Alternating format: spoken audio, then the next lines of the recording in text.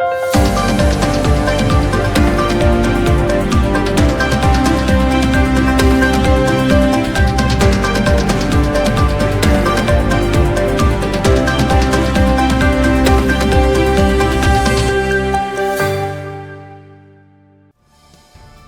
warga Jakarta, jumpa lagi bersama saya Robi Cahyadi.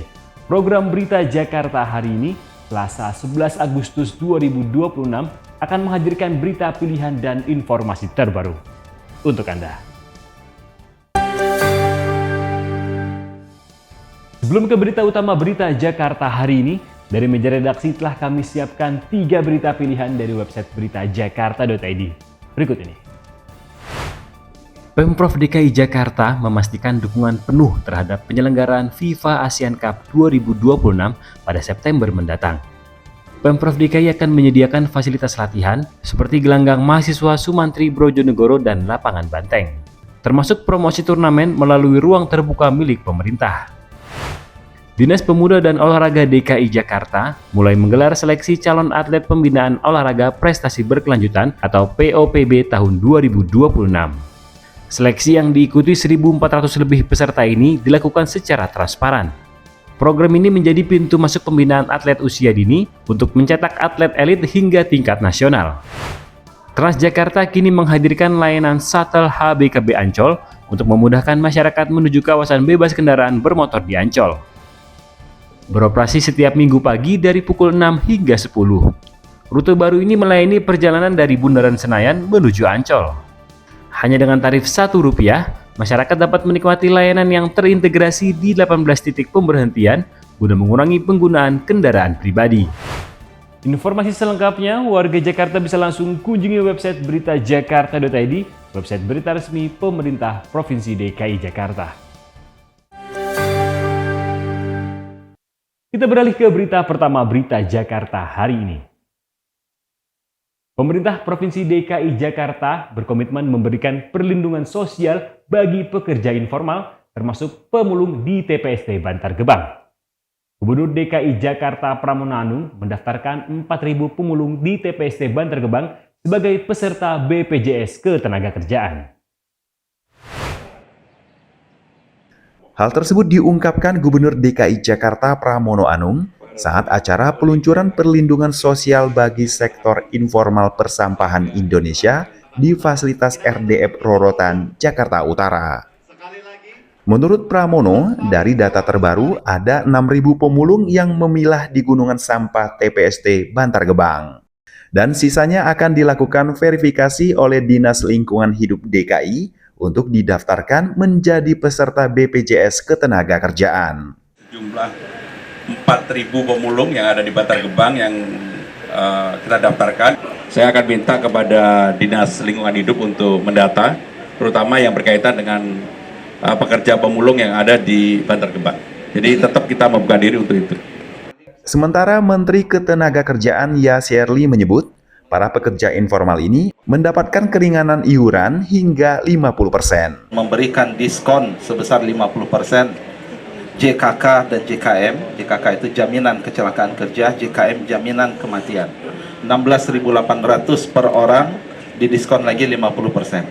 Saat ini, Kemenaker juga tengah memproses perubahan istilah pemulung menjadi pemilah sampah agar tercatat lebih formal dalam sistem ketenagakerjaan. Sementara itu, Menteri Lingkungan Hidup Jumhur Hidayat menambahkan, pemerintah juga tengah menyiapkan regulasi khusus kontribusi produsen agar pekerja persampahan memiliki hubungan kerja yang lebih jelas dan terlindungi dari risiko kecelakaan kerja. Tim Berita Jakarta melaporkan. Kita beralih ke berita selanjutnya. Berlibur atau bepergian ke Kepulauan Seribu kini bakal lebih mudah lagi nih. Gak perlu khawatir lagi soal akses transportasi. Mulai tahun depan, ada Transjakarta yang akan melayani langsung transportasi dari dan menuju ke Kepulauan Seribu. Pemerintah Provinsi DKI Jakarta terus menjadikan ibu kota lebih inklusif, termasuk dalam hal transportasi publik.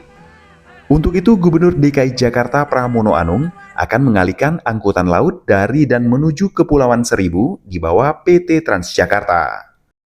Perjalanan laut ini akan dibuat nyaman dan efisien dengan jadwal ketersediaan armada yang lebih pasti. Memutuskan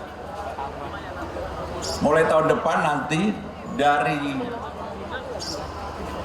seluruh kota kabupaten kota yang ada di Jakarta maupun Pulau Seribu itu transportasinya harus lebih mudah, lebih efisien.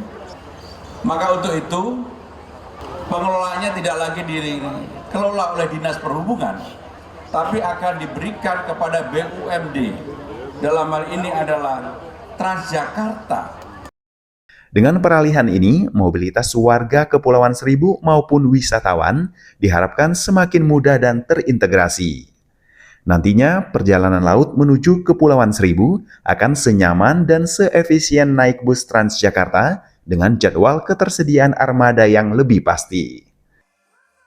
Tim Berita Jakarta melaporkan.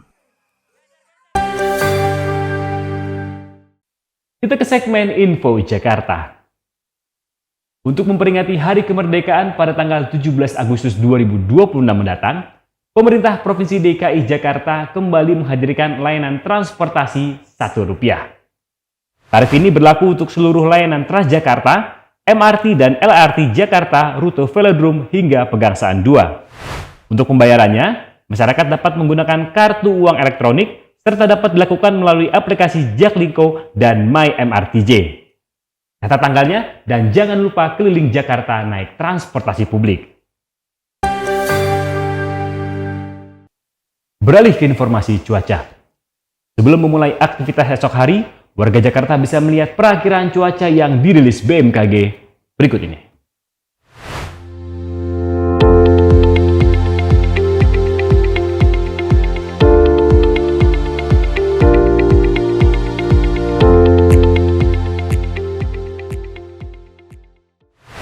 Demikian program Berita Jakarta hari ini.